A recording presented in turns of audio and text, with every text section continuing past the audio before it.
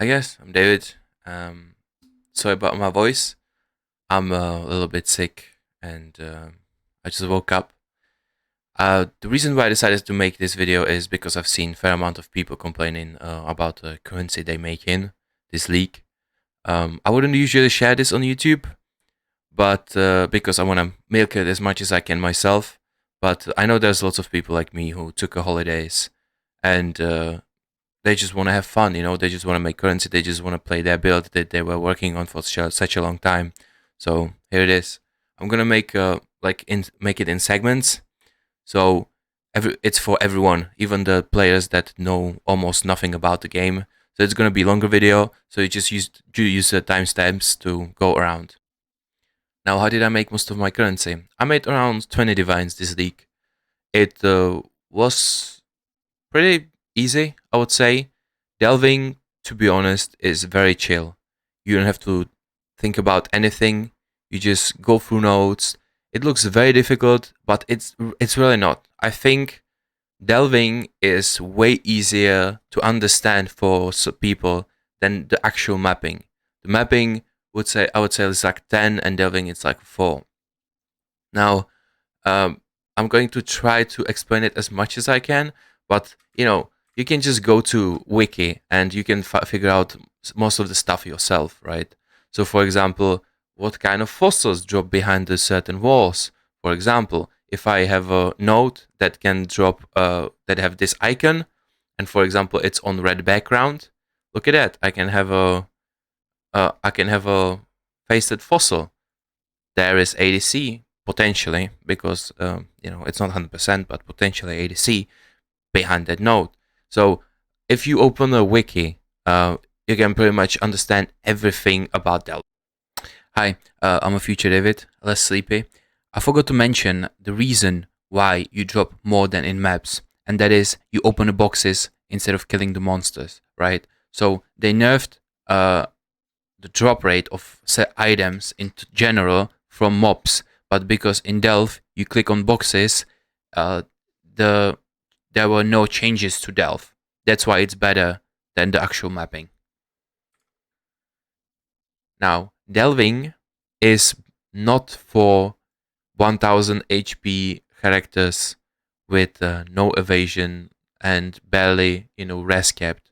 That is like the only thing that you need to change to. You need to play a tanky character. Do you play Righteous Fire? Great. Do you play Vortex?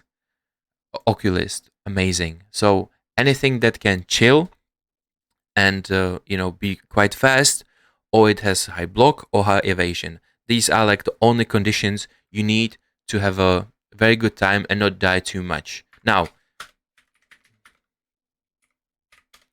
I died 353 times. So, I did my fair share of dying, but, it was worth.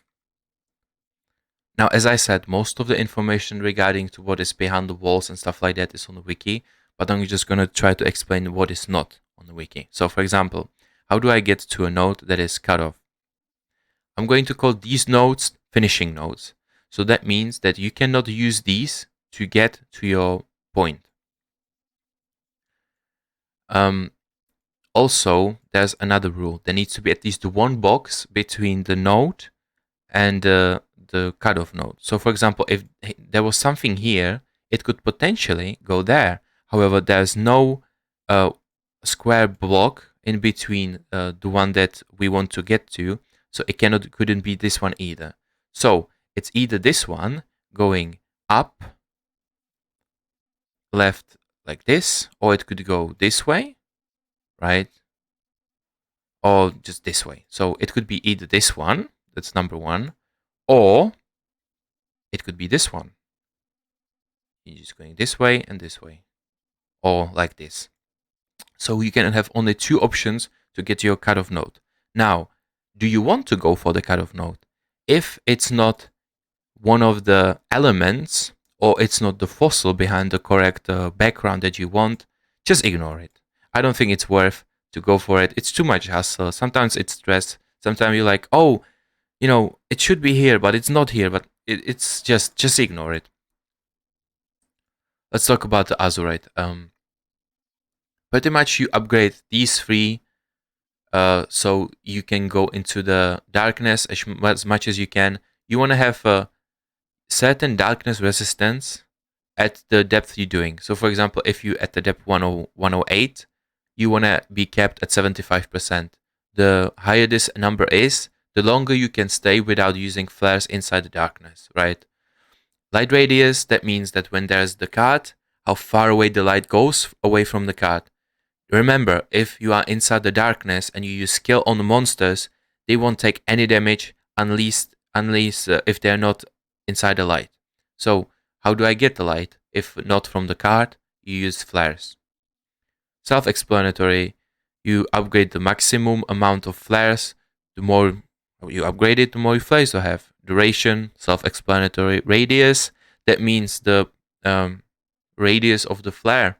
So for example, if you struggle, that if you, for example, near the wall that you blow up and you pull down the flare and the monsters jump at you, but because they are still in the darkness, they don't take the damage from you and they kill you, you probably want to get the radius.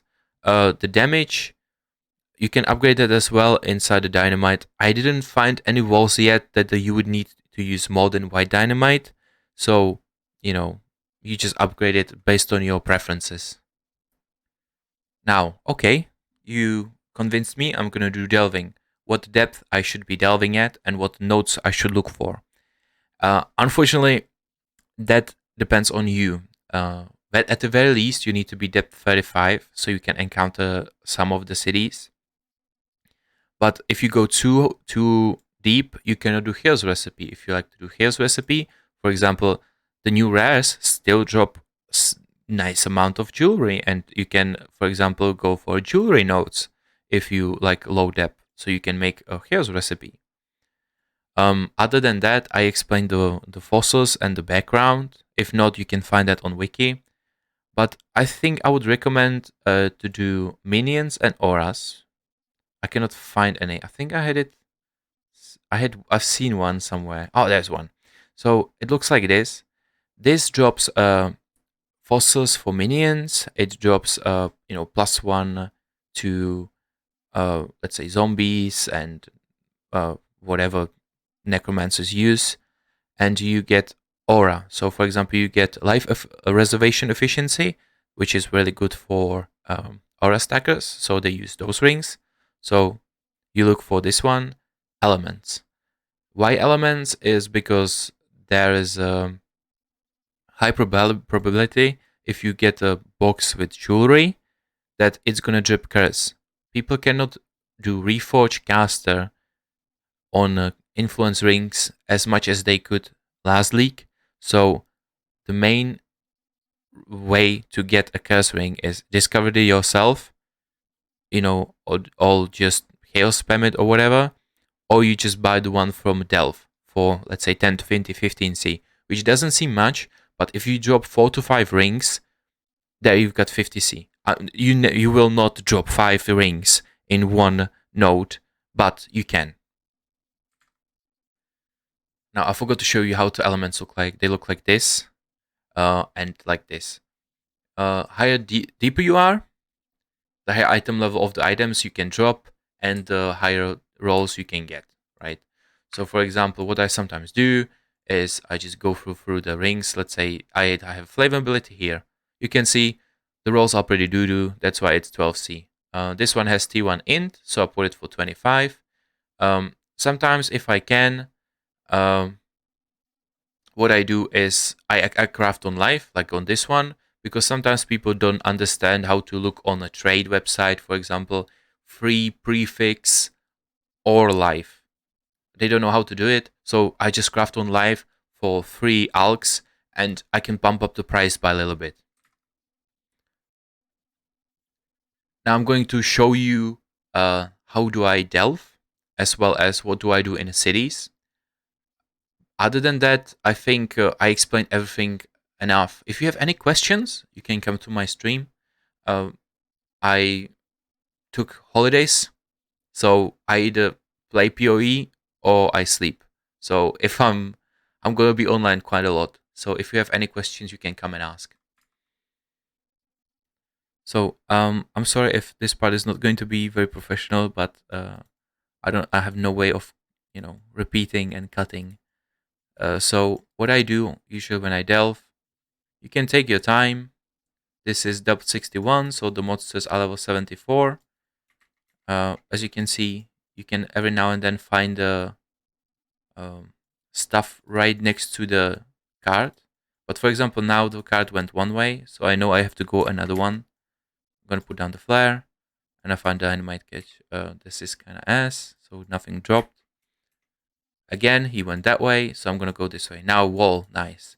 So what I usually do with the wall, I put down the flare, put down the bomb, and then I throw flare inside, and then use my skill. Because as I said, sometimes they just jump on you if there's like 30 of them and you die, especially if you have a damage over time skill. So I've got a couple of resonators. This is not much. It's like 1C in total for all three of them. Now he moved another way. So I'm going to come here. Oh, one thing I'm not sure if I mentioned, you do want elusive, uh, phasing flask or withering steps. I have both for delving. Even if you use, for example, shield charge or something that has like a very high mobility, the phasing is just so good.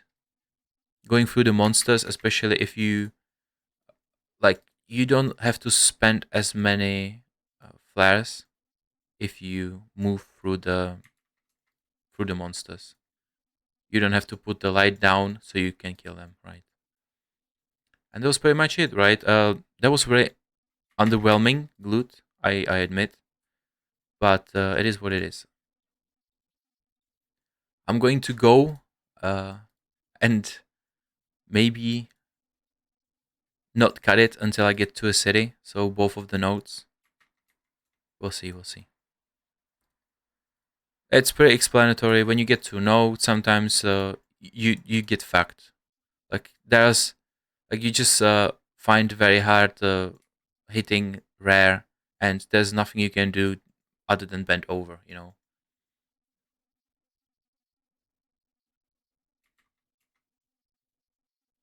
Now there was a jewelry. I didn't open it because I think it's not necessary. Now we got to a city. Before I click on this, I make sure that I kill the monsters around me, because sometimes it happens that you open the city and the monsters around you kill you, and when that happens, you cannot enter the city anymore. So now I clicked on it. I got fusing, and I go inside the city. Now usually it goes either way. It goes like around. So as you can see, there's armor and other stuff. So what you do in a city is you've got these circles. What you do is you step on the circles and it will spawn monsters and light up the place. Now what do you cannot stand in one spot, unfortunately, because of the new rares. If you're not like full block spell suppression guy, and even that, if you're like very deep, you have to be very careful. So for example, now I lit up the this quarter. So what I do is I usually just run. Look in this corner. Sometimes there's a chest here, and I get here. When I get here, I can light up the place again. Now, what if, let's say, for example, there's too many monsters for you to handle, and for example, this one is annoying. I don't like the circle one. There's too many of them for you to handle, and you take damage from darkness. You can put down flares even inside here, so to make your stuff easier, right? So you open the boxes. You just got some basic stuff. I have pretty high um, pretty strict filter. Sorry. So I don't show the other stuff like transit and stuff like that. So we open the first side. Now what I do usually is you should go to the second one and go right, but sometimes there is another chest in between the right and left side. So what we're gonna do is we're just gonna wait. We light up the place. There's no box here. Sometimes there is, sometimes there isn't. So, you know, what you can do is usually come here, bait monsters to spawn, and then just kite them. That's what I usually do when I'm like in a like very high depth. This character, as I said, I invested handful of C in it, so you know it cannot do miracles. So yeah, but the curses do help a lot. Not gonna lie. I lit up the place again. You can also use a dynamite if you miss that little bit of damage. If for example there's no box in this corner, I was pretty unlucky. Let's say right here, right? Oh no, I struggled too much. I put dynamite here and it explodes the okay, I killed them before I could have. So let's say I pretend, right? Oh no, I struggled too much. I put down the dynamite. Boom. And they take a damage. The higher you've got your dynamite upgraded, the more damage it does. Now I pick up my stuff again. I'm low depth, so I just get tier 6. What's weird about this is the fact that you only drop the maps that you've got uncovered. So for example, if you drop tier 12s and you have only one tier 12 completed, you literally drop 20 types of that map. Why? I have no idea, but this is how it works. I think if you don't have any completed, like any at all, I didn't have, for example, any tier 16s, I got tier 16 map. So yeah, that's pretty much it. We got a city, 4C, couple of resonators. I don't count the cards. Let's say I got 5C out of it. How long did it take? 5 minutes? Maybe a bit less. I'm not sure. So yeah, that's pretty much it. If you guys have any questions, just, visit my stream or ask in the comments down below. And I'm just gonna go. I'm gonna go farm. Peace out. Okay, I mumbled at the end. I meant to say that if you open a box and tier 12s will get out the box, and you have one completed, you drop only the one that you completed. However, if you don't have any completed, for example on tier 12s, you get random ones. That's what I meant to say. Sorry.